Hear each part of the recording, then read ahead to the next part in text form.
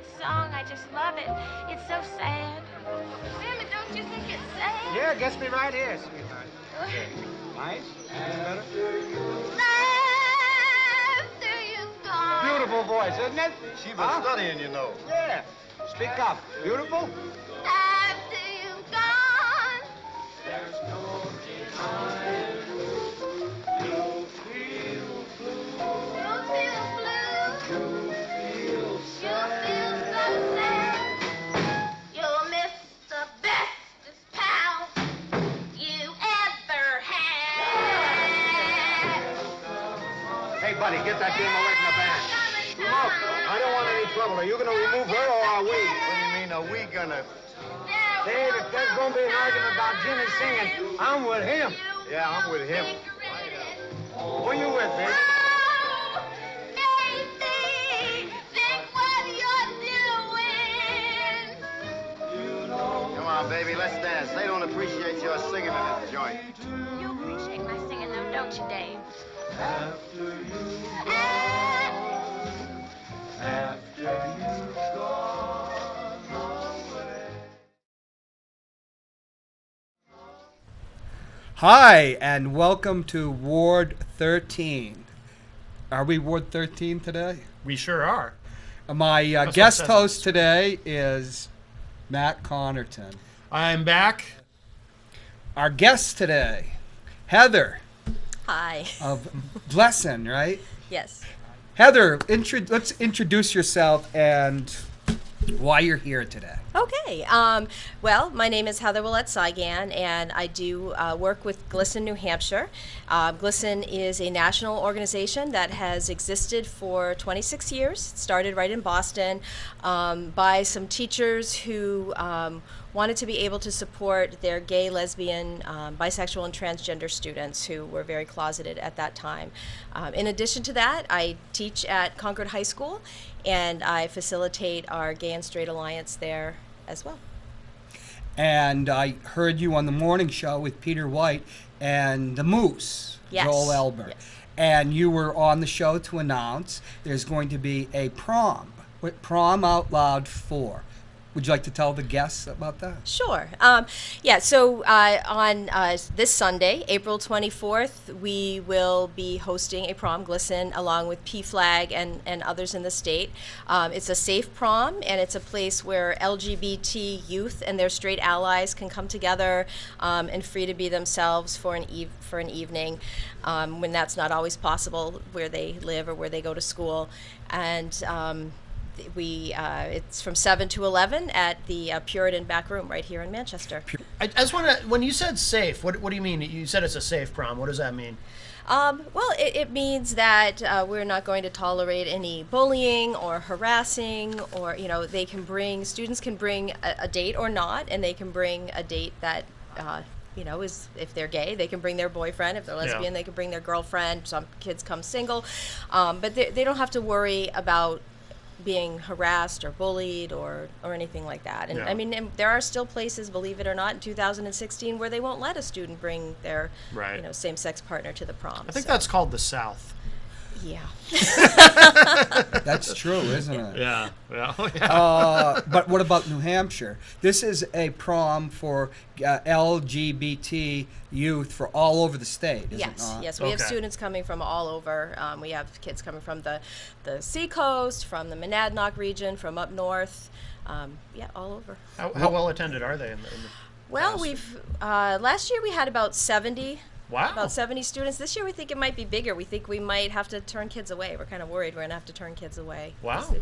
These are some flyers from our past proms and some of our other themes. Last year we were Quest for Camelot. We had a medieval theme. So there's a theme each year? Each year. So this year it's Glam, Rock, and Glitter in honor of David Bowie. Yeah, so there are just some pictures of members of GLSEN and some of our youth that this was a few years ago at UNH at the huge bullying convention or anti-bullying convention. This was at Portsmouth Pride last year. We marched in Portsmouth Pride. the first ever one. That's our board from a few years ago. We have a photographer every year. See, there's the Oscars. Yes, that was Oh, our yes. Hollywood themed year. Yeah. Cool. So that's Bobby Berry. We call her the grandmother of all things gay in New Hampshire. She's with Why? P-Flag. Because She's been an advocate for a long time. What is P-Flag? Is it a parents' Parents, organization? friends, yeah, it's a family organization that really supports families who might be struggling or just need support, and to find out services about their child or No. and to find out services about their child or Now, loved one. I briefly came back to New Hampshire 2000, 2001. I lived in California for many years, and the weather would always drive me back. That and my family, but we won't get into that. And I remember a friend of mine who originally from one of the good, I don't know if I can use the word, Tony suburbs of Boston. She came up here, very liberal, and this was in the Seacoast area at their high school, but not Portsmouth. Mm-hmm. There was a lesbian girl, 16 or 17, and her parents decided to ship her off like to the deep south to like an aunt or anything. Oh, great. Or aunt or something. And I remember my friend was part of a group. She wasn't a teacher per se. She was volunteered to help at the school, and trying to help the girl. In the end, she got shipped off to some not Auntie M in Kansas. But, some, good God, we don't know. And does that still happen 15 years later? There are still youth who can't tell their families because they are in danger of losing their place to live. And a disproportionate number of homeless youth are LGBT youth who have been kicked out of their homes.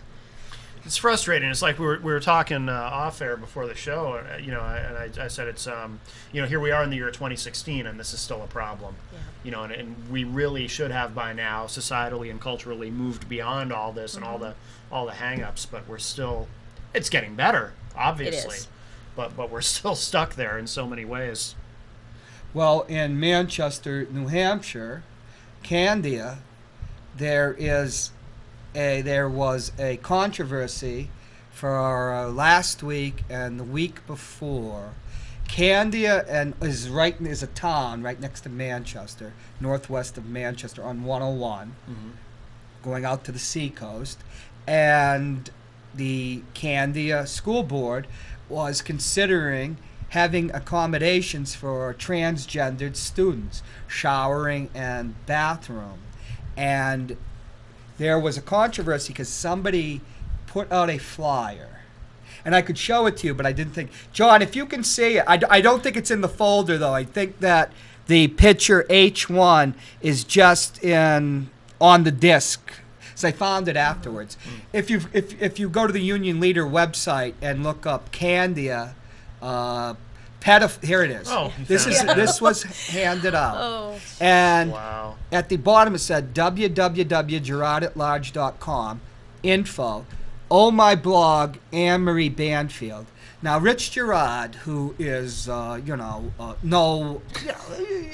we could take a act on vaudeville, from the old days. And we don't see eye to eye. And for 3 days, he was blaming me for handing out this flyer. Complete fabrication. Yeah. Hey, can you show the other one, John? H2? This is his website, the Candia Flyer Update. There's yours truly. Oh, I hadn't seen this. Is that still up? I got a call from one of our joint friends. We won't mention him. Yeah. And he said, Gerard's on the show blaming you for the flyer because it was a $1,000 reward. And remember I said, he's put $1,000 on my head. Yeah. I haven't been to Candia since the last time I went out to the beach. Right. And the thing is, this friend, and I'll tell you afterwards what it is. You'll okay. never heard that. He didn't listen to it or anything. Yeah. So I listened to, but for 4 days, Ray Buckley or me were putting out this flyer. It turned out to be a pastor of an evangelical church, the Gospel Baptist Church, here in the former Franco-American Center. And Did he own up to it, the pastor? Oh, yeah, because Okay. Rich Gerard, the Candia police, chief went after him because, you know, Gerard is, he's the second most powerful man in Manchester. Clearly, because of yes. Gatz's. Yes. It's true. This little, because nobody opposes this guy. I'm the only person. Matt's along for the ride. Yes, yes. Before we're going to have a video, I recut an old show of ours. And I tried to get Matt's approval. That's Yes. why we're having 2 episodes today. You're welcome to stay for the second one, because you know the thing. We're Ward 13 because I only have 13 viewers. Well, 12 now because Matt, you come to the show so often. Right, but I do watch it later on YouTube, so it we're still back counts. up to Yes, 13. yes. We Yes. wavered a bit. We had 14, but my sister was offended by something. Oh, that's Tom F bombing, but that's Yes. beside the point. Yes. But Anne-Marie Banfield belongs to some coalition. I didn't bring my notes. I can't remember the name, and I'm not going to look it up here. But they are opposed to accommodating transgendered students. They are Rich Gerard broadcasts on a station that's affiliated with American Family Radio. Yeah. Oh, Cornerstone Action. Cornerstone Thank you. Action. Yes. Cornerstone Action. I think you just smiled. Rich Gerard broadcasts on a station that covers. It's all American family. It's called New Hampshire Family Radio. Yeah. It's from what I understand from sources, it's just a sham. They got some old pastor out in Amherst to be head of the Shell Corporation. Really? Oh yeah. Interesting. And then all the program is American Family Radio, which is the American Family Association. Now, somebody knows radio says when Rich tries to, ballyhoo his show, he uses ratings. And what he's using is the American Family Radio throughout the entire country. Right. But that's another thing. American Family Radio is the broadcast division of the American Family Association. The Southern Poverty Law Center, Morris East, calls it a extremist organization, anti-LGBT. Oh, yeah. And why it's extreme is because it uses out-and-out lies, Yeah. faked science, and everything. Now, I think it's Human Rights, HRC or something. Human Rights Human Rights Campaign. Watch? Human Rights Human Rights Campaign. Campaign Yeah. calls it HRC. hate group. Yes. Now, Yeah. when I mentioned I've this called it that too. to the board of the school committee, Gerard, going well. Oh, I'm just on the stage. We're gonna. Matt, you have to.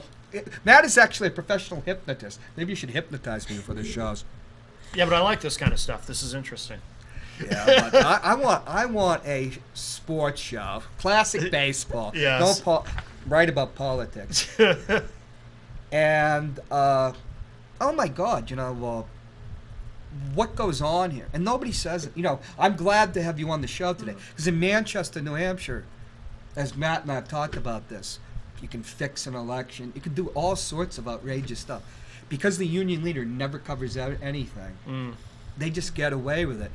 And so this pastor is out there putting out this pedophile coming. The pedophiles are coming. I didn't put it out. No. But the Candia police chief caught investigated, found the guy. And Rich is giving the $1,000 to charity. Oh, God okay. knows what charity it would be. Maybe it's the American Family Association he's giving it to. Maybe GLSEN. Oh, that would be nice. Yeah. I doubt that. Yeah. But what does that do to a transgender LGBT child, to pedophiles? Yeah. It's horrible. These are so many of the LGBT youth are they're at risk, and they're at risk for a number of things. Whether it's behaviors like using drugs and alcohol, unsafe sex, to self-harm, and in the worst cases, suicide attempts and suicide. And really, they just want to go to school and they want to learn. Right. But if you are worried about where you're going to go to the bathroom, you're not going to be thinking about physics. You're not going to be thinking about Shakespeare, right? You're worried about going to the bathroom. And so schools want to accommodate that and give students a safe place to pee. And I'm one thing I didn't say when I introduced myself, I have 2 kids. And I have a daughter, she's 17. I'll talk about her in a second. And I have a son who's 24. He graduated from Belmont High School in 2010, and he's gay.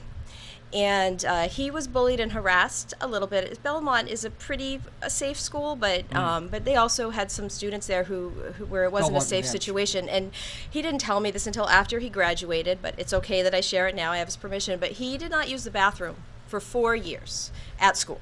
Wow. So he would rush in the door and head into the bathroom every day, and I didn't know why until after. It's because he did not feel safe in the bathroom. Wow. Because of bullying. You know, Yeah. when you mentioned safe, because we were asking safe place, suddenly it dawned on me, oh, geez, even when, when you're like a freshman and you're in the bathroom with the seniors, whether you're straight or you could have trouble, you know. Right. It just, the light bulb went off. Oh, the bullying in a bathroom. Yeah.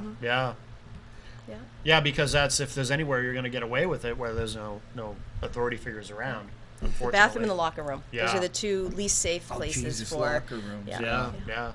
A bunch of well, that's part, I grew up, my friend Gary, who I mentioned, he used to be a bully, and he used to go after me.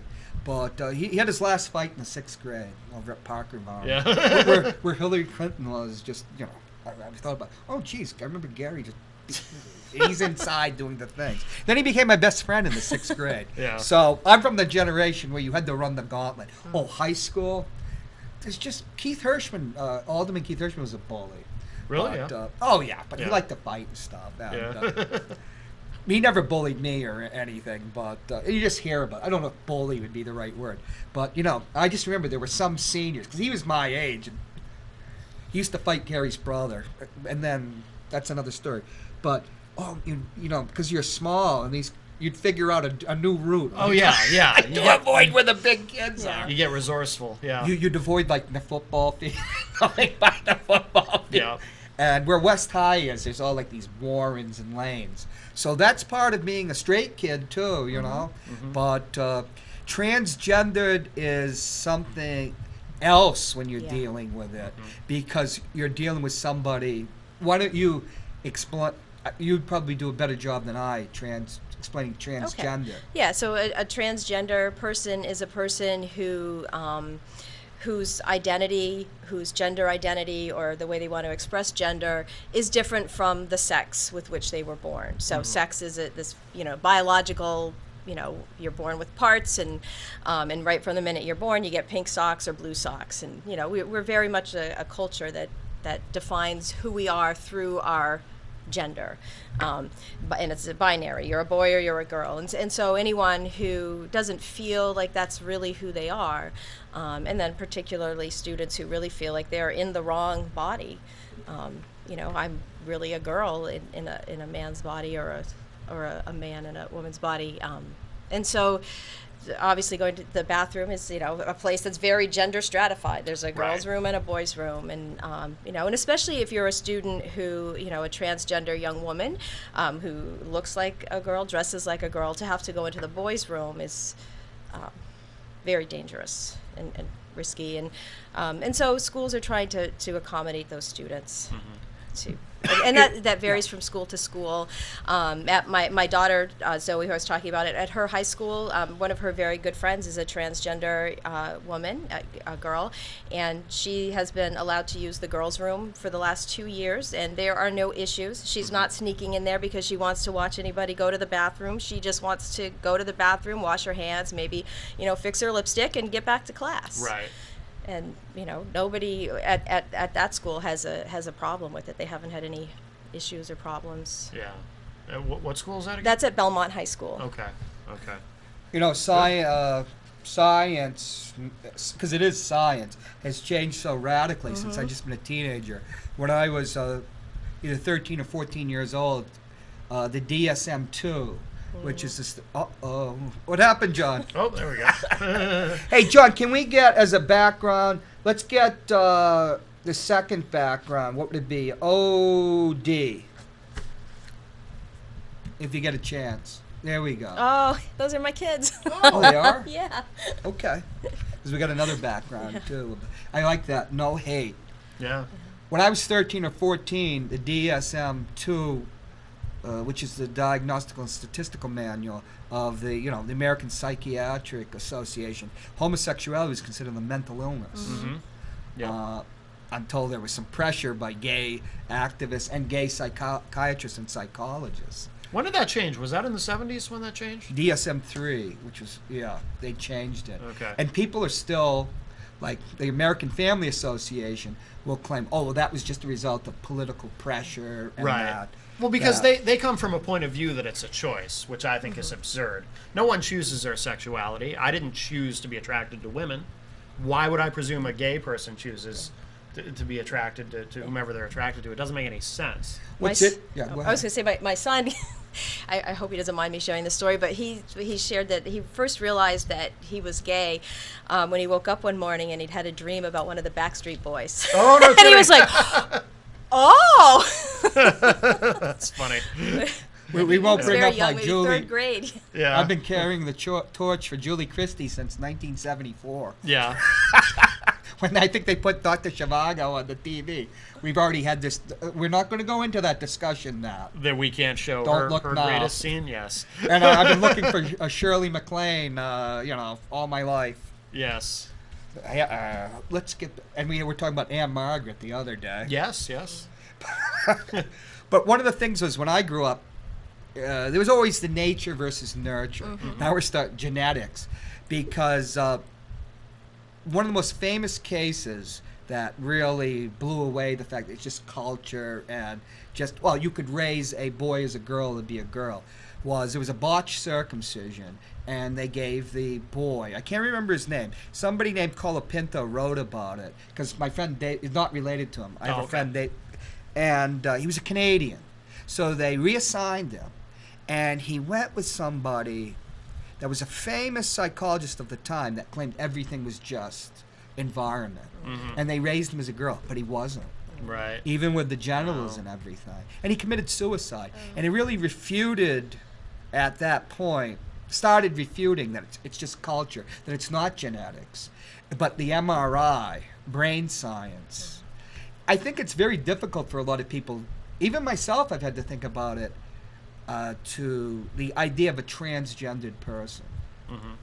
I was telling Heather in an email, I've written a lot about, I guess I was the number 5 person on the Internet Movie Database. And that's my claim to fame, writing they took it down about Kim Kardashian. Yeah. And we won't get into that either.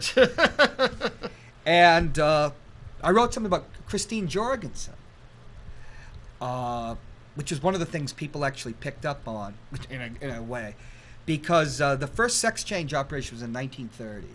Wow, really? And it was in Britain. It was I think it was a male to female, because I guess that was it was the female to male was harder to do. Yeah. And at the time, Europeans always want to classify everything, and a lot of people that are critics of European white male culture, because the Europeans classify Moors from Africa who were black as Caucasian, because they had beaten the whites for 1,000 years, right. had Spain until they got knocked up. So, and one thing it was said at the time that a homosexual is a woman in a man's body, because no man can really want to have sex with a man. And we taught the discussion. This was 10 years ago. Yeah. And people were talking about that, and that was part of the idea of the first sex change operation. And at the time, this is before MRI. The science with MRIs is just exploding. Yeah. And like I was telling you, you have to rethink your thinking about certain things. Yeah. Everything is changing so much. But there's still this whole Genes express themselves. You change even while we're living. Yeah. But there's Turn on off. but there's also the junk science that's out there, like the gay Right. reparative therapy Oh my and things gosh, like yes. that, which is just Let's insane. we'll talk about so that. damaging. Yeah. Oh yeah, just awful. Anne Marie stuff. Banfield, with that Cornerstone group, they were against a bill that would outlaw gay conversion therapy. Now, there is a evangelical church in Auburn that in 2011 was sponsoring a group called Exodus International. Have you heard of them? It's what is it called? It's a gay it's a group of former gays who have who've seen seen the light, Right, and moved right, by the right. Spirit. Yes. In the church, one of the Jesus took their one gay of away. the proofs of God is, speaking in tongues. Yes. Which, if you watch my show enough, you'll probably see I speak in tongues often. And they sponsored in 2011 an event, gay conversion. Oh, you're not really gay.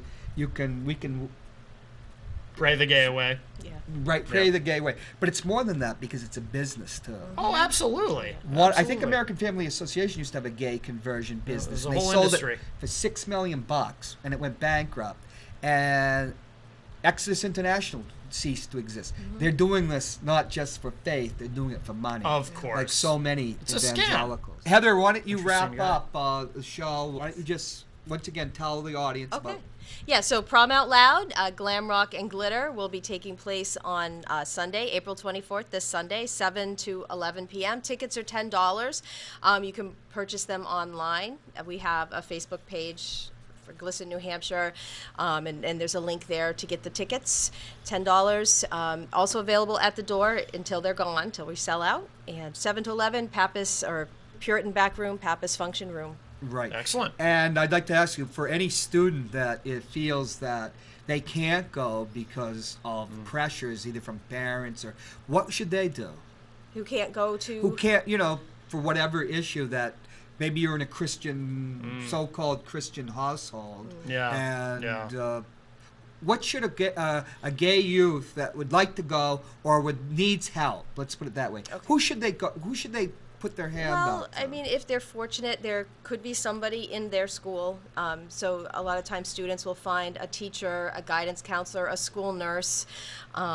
Some teachers will have a safe space sticker or something in their room, a rainbow flag or something that indicates that they're a safe person to go and talk to.